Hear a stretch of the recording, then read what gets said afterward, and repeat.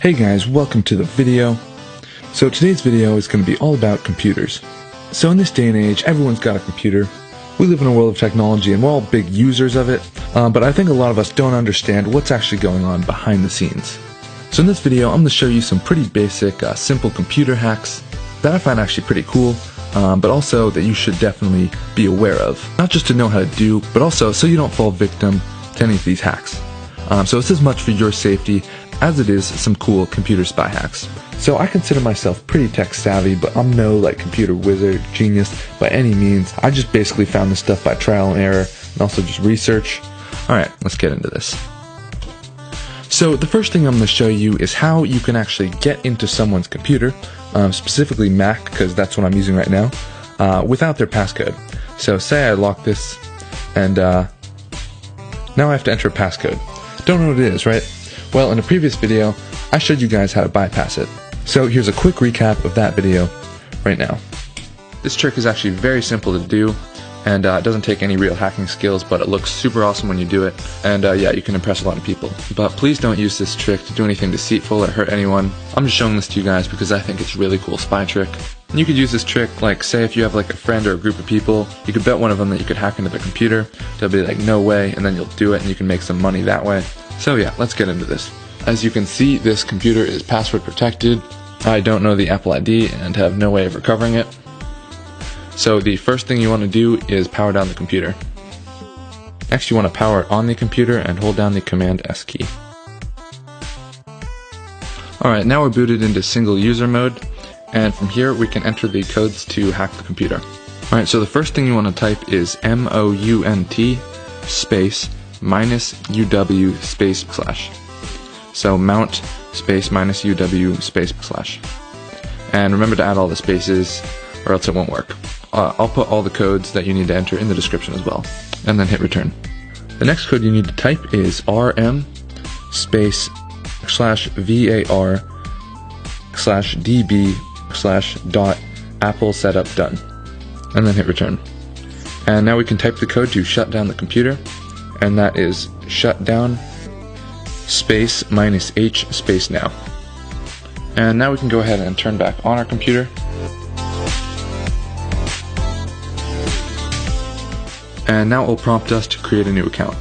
So what we just did was actually to create a new admin account, and now we can use this admin account to actually change the password of the other admin account. So now we just have to go through the whole setup process. You can just basically skip everything because we're going to delete this account anyway. And we can just add whatever information we want. So I'm just going to make this test. Account name test. New password. I'm going to just do JLaser video.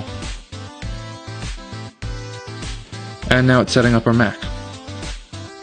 And boom, we're in. And if we go ahead and go to System Preferences and User and Accounts, you can see our test account is actually an admin.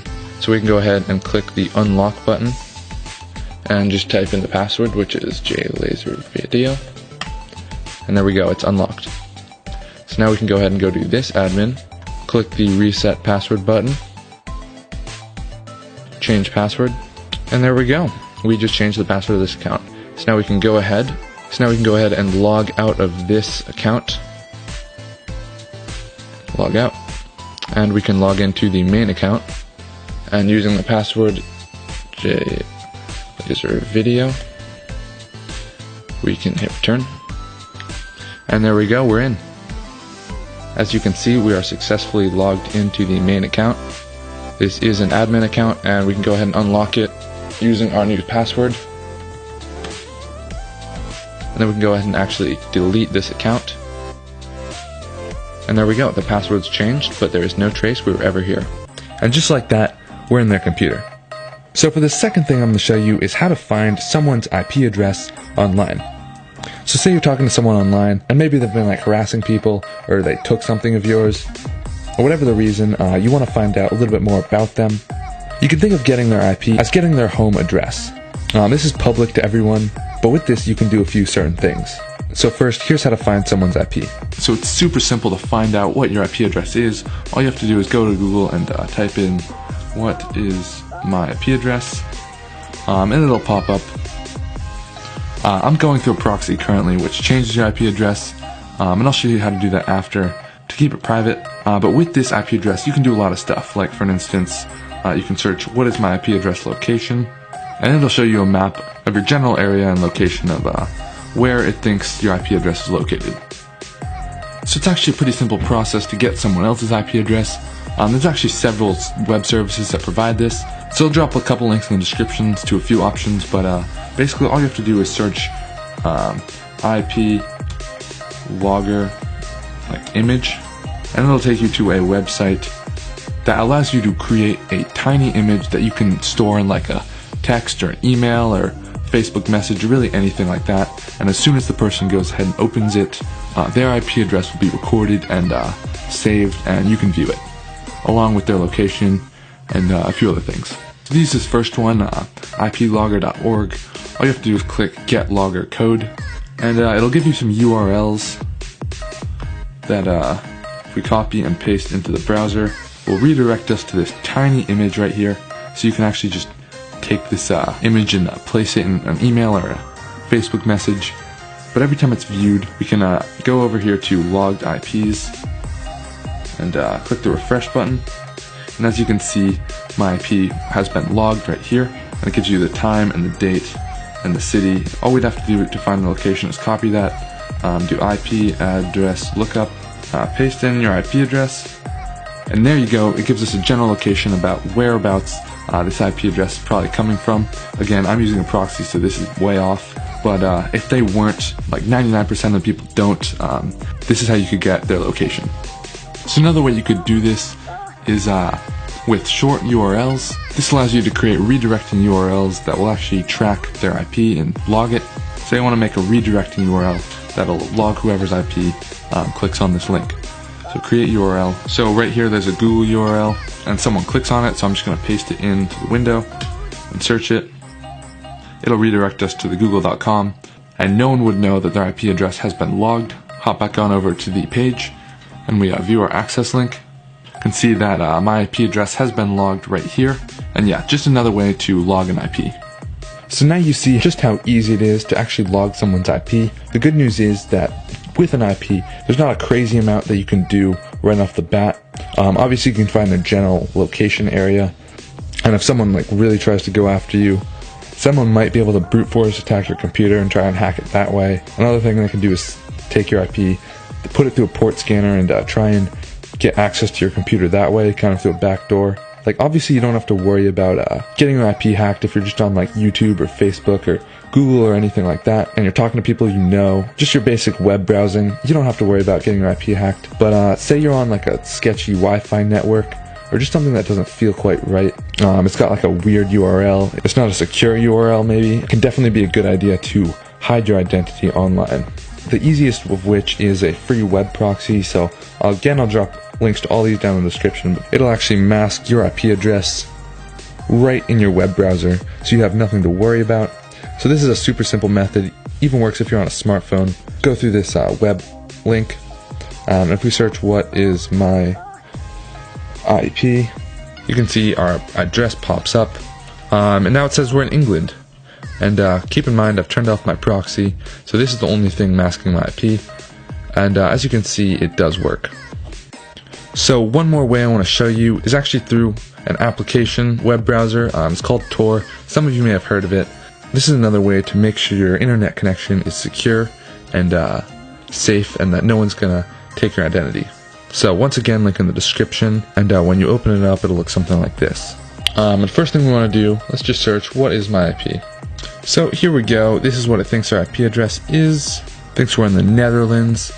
So yeah, as you can see, Tor works as well. It's probably a little bit more secure than just a simple web proxy.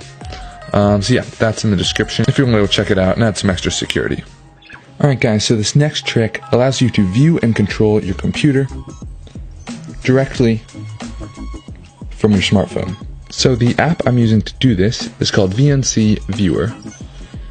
It's right here. So once you have this downloaded on your phone, go ahead and download the computer side of it. So I'll drop links to this down in the description. And if you're just using it for home, it is 100% free. And that's all we need for this. And then create an account, and then you should be good. And then when you go ahead and open it up on your phone, you should see something like this with your computer name right there, once you've signed into both your computer and your desktop. So if we go ahead and click this, it'll launch. And you can actually set a password so not everyone can join who has the app. And now you're connected to your desktop from your phone. As you can see, I can see my desktop right here. I can scroll around. I can zoom out, see the whole desktop. And as you can see on my computer, it's mirroring everything I do. So I can actually go ahead and open stuff, open folders. And the optimization, I think, is actually very good. The whole screen is your trackpad, and it basically just turns your phone into a mobile computer. So this could be useful for a number of ways. In the case of a spy device, all you'd have to do is go to Spotlight, and if you swipe up, you can grab a keyboard, and you can type something like photo booth. You can launch the application, and as you can see, you can now view through the laptop camera right on your smartphone. So you can see, I'm waving my hand here, you can see my camera that I'm filming with. It's actually pretty trippy to look at. It's weird that there's a mushroom in the background.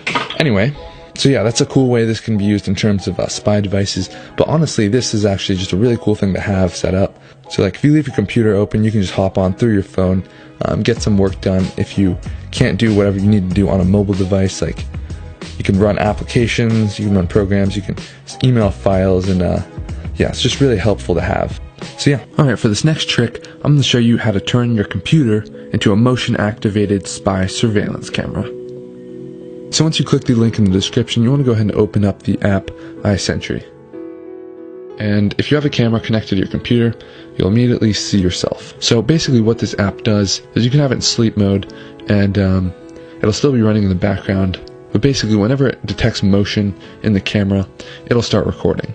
So if we go to settings, we can just save, we can choose where to save it. We can have it play an alarm sound if you ever wanted to scare anyone off. You could set this alarm and maybe hook it up to some giant speakers and definitely give someone a scare if they walked in front of your computer. So detection, you can set the sensitivity. So as you can see, if I wave my hand, a lot of motion, but if I get really still, it goes down to green.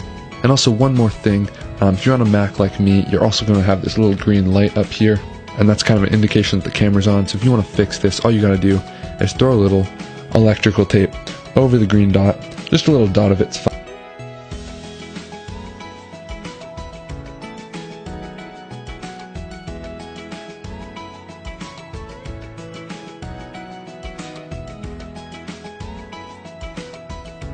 And so if I go ahead and click start, and as soon as I move, it'll start recording. So I'm going to be still for a few seconds, shut off the computer monitor, and see if we can get it to activate.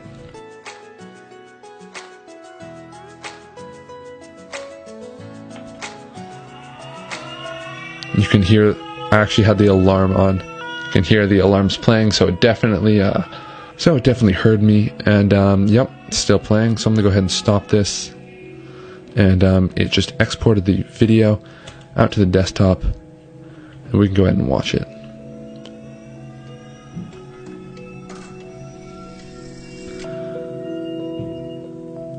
And this was all done with the computer screen being blank.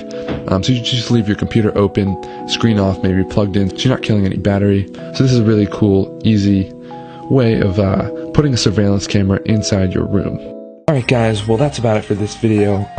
As I said before, if you did like this video, don't forget to hit that like button and drop your ideas down in the description if you have anything you want me to make in the future. So yeah, don't forget to subscribe as well if you would like to see new and upcoming videos. That's all I've got for this one, guys, and I'll catch you in the next video.